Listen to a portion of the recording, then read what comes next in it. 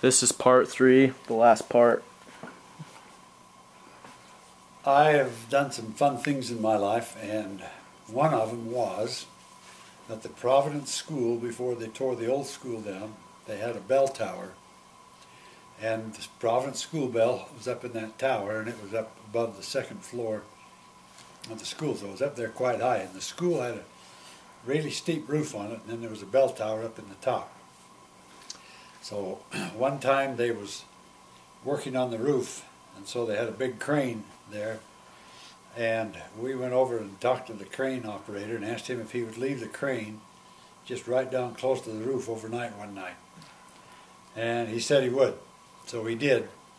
So we climbed up the crane, we got up on the roof, and we got up in the bell tower. We took a real thin wire and we hooked it to the bell. And then we went back down the crane and took that wire over, and we put it in the top of one of the trees that was run alongside of the school.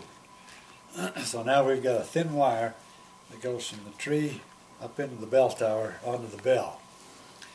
So then about 11:30 at night, we climbed up the tree and got a hold of that wire, started ringing the bell. Well, what people thought, of course, was somebody's in the school, because to ring the bell you had to get up to the second floor, and they had a rope that hung down from the bell, and you could pull the rope and that would ring the bell. So we had a local marshal, the town marshal, and he come roaring down in his car. We saw him go in the building.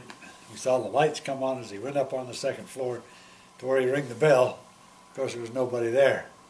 So then we see him with his flashlight going all around in the school, because the windows were open on all sides of that building. And then a little while later he comes out, gets in the car and drives away. So we thought we were pretty lucky that we didn't get caught, so we didn't ring it again that night. But anyway, it was fun to see him come and try and catch somebody inside the building when there wasn't anybody inside the building. They were up in the tree, hanging on the wire, pulling the bell.